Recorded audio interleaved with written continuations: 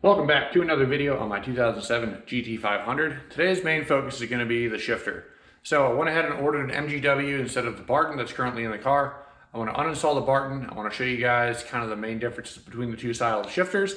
And then we'll go ahead and get the MGW partly installed while I wait on the clutch to show up. So without further ado, let's get going. So if you guys aren't aware, this is my Tr6060 we are rebuilding at the moment. Went ahead and pressed off the flange back here, so it looks a little bit different than normal.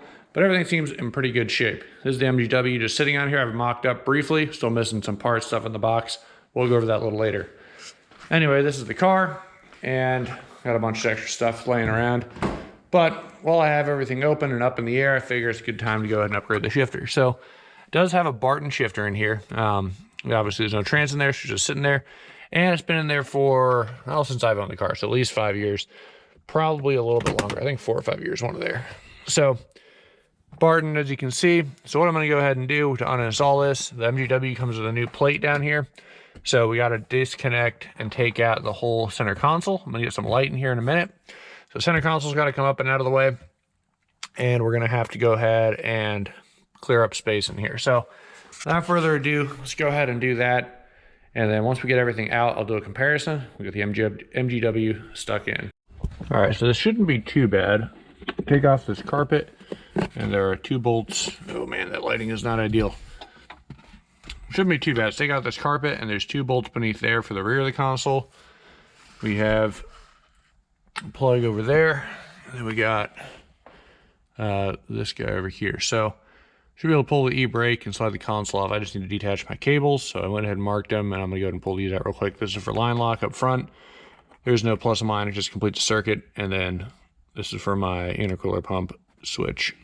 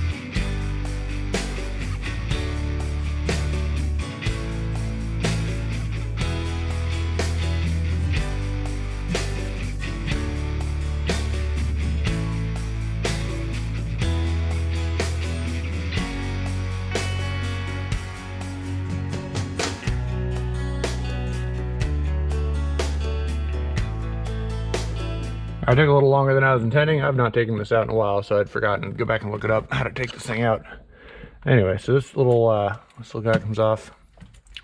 Sound deadening. And then we've got these 4 bolts, which are going to come out here and here.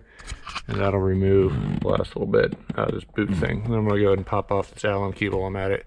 It's just 2010 to 13, so I wonder if that means really all it changes is the thread pitch on the shifter knob, but good to know. Let's go ahead and pop that out next. All right, looks like it's a 6mm. Try and poorly get this fit in here to get this out next.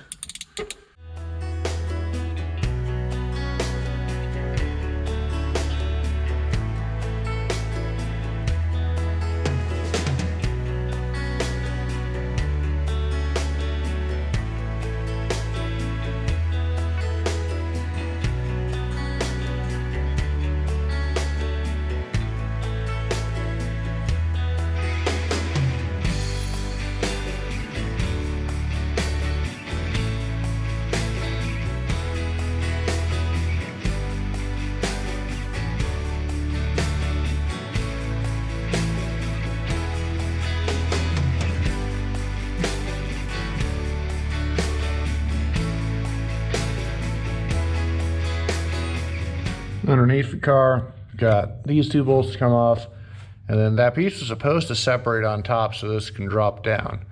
It did not, but I'm gonna try and figure this out. So go ahead and start working on getting these 2 bolts out real quick. Should be 10mm deep socket, and then we'll kind of see where we're at from there.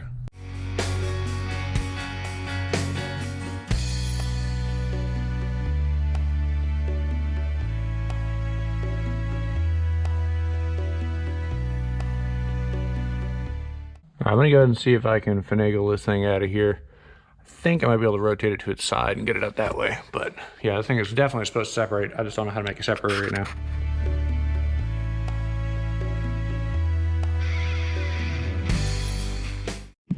All right, so not entirely how it's supposed to come out, but it is out now.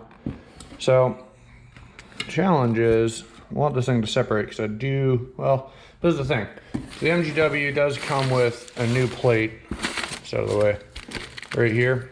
So I don't necessarily need the old one. It also comes with some new thicker foam and some other stuff to go underneath here. So I don't necessarily need the new one, but you know, like, or the old one rather.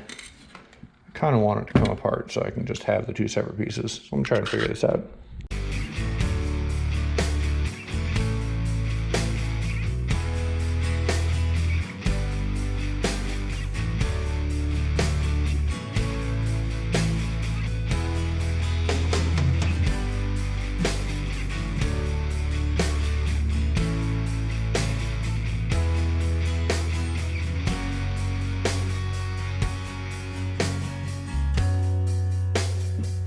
Alrighty guys, we got it all mocked up and I just wanted to put everything back to normal, kind of show you what we're dealing with. So I realized the reason, so first off, this Barton is missing one arm.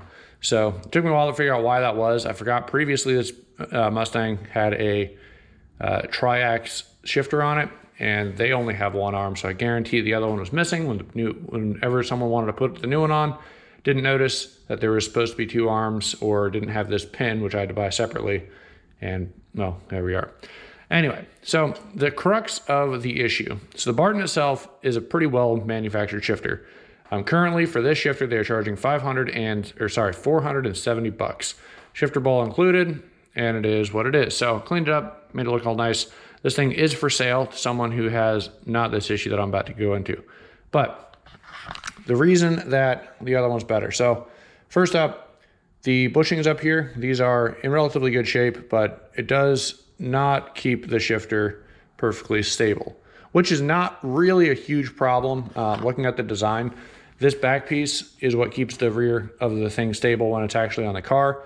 But as you'll see in a bit, the MGW does keep everything perfectly straight, regardless whether it's bolted up back here or not. So just something to be aware of. If you're going for a basic short thrower shifter, you're not trying to do crazy performance stuff, you just want a better feel, by all means, this will do it what you want. Now, the main issue that I have is this U-joint right here in particular is worn. So I get this, which I don't like. So even in gear, which is like that, you still get this much play. And that's coming from this joint right here. All right, so let's see. Honestly, that feels the exact same. Maybe it's a little better, but I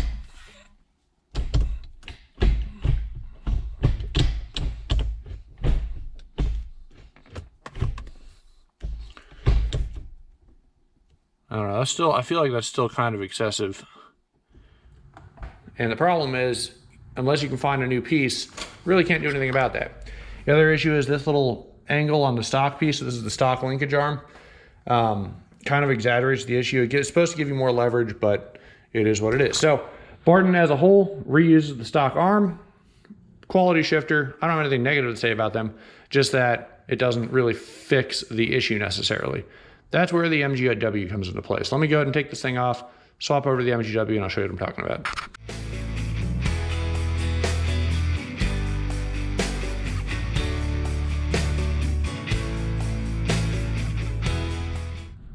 All right, so let's go ahead and go into this next part right here. So this is the Barton for comparison. I'm just gonna set it down here. And I didn't buy a shift knob for this because I thought I could reuse this one. I'm not going to. This is a smaller thread pattern, it looks like. So I have one on order, don't mind that. Also, there are additional parts that are not installed yet. There's two teeth that come back here for the same piece right over here, two pins. Yep, don't worry about that. Anyway, so right off the bat, major difference is this piece right here. So this is from MGW.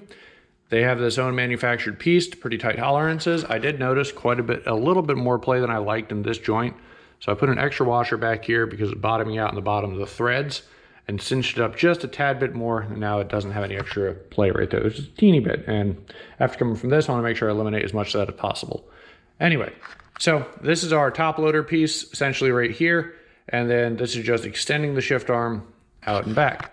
First thing to note, there is no additional leverage arm like there is on this one. So it is a little bit more difficult to go side to side as far as I can tell, but here we are. So there's also a lot less play. Like this thing really barely moves. You'll notice it is not exaggerated nearly as much as this one is because of the less of an arm, less of a pivot axis.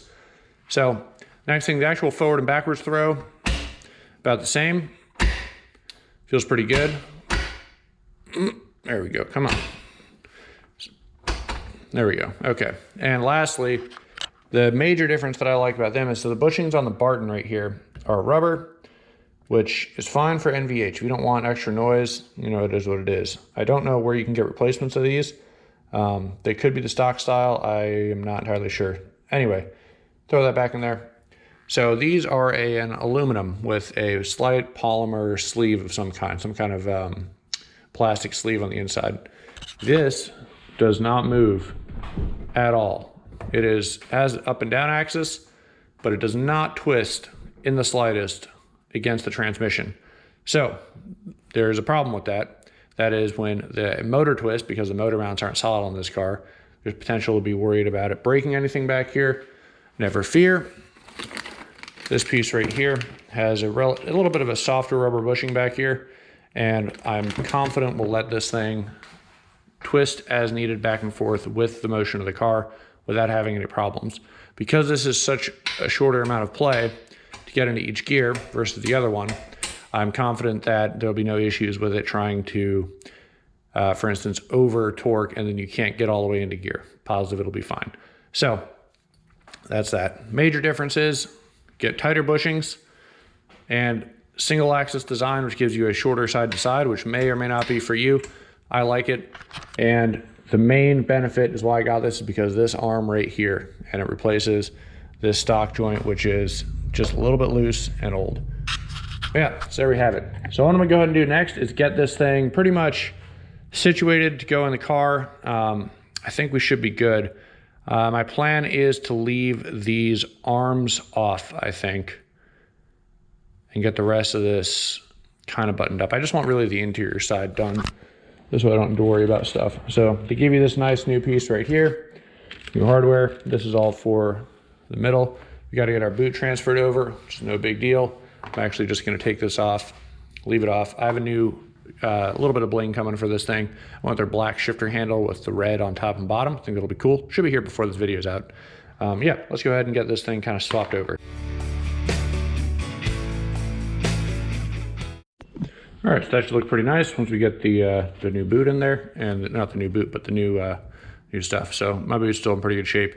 Should be good. So all we need is the handle, really, and this part will be done. All right, so originally I was gonna go ahead and put in whatever I could to kind of get it, get the whole process started. Upon looking at it closer, I think I'm gonna leave it apart. And the reason is when we go to put the trans back in, I wanna leave the shifter on the back of the transmission if possible. And I think having the most amount of room inside of the car will probably do me a favor. So I'm gonna leave it alone. We'll get to try out the actual transmission shifter and everything once everything's back installed. But that's gonna go ahead and do it for this video. I just kind of wanted to show you the main differences between the Barton and the MGW and see what your thoughts are. So without further ado, thanks for watching, guys, and I will see you in the next video whenever my clutch shows up and we get the transmission installed.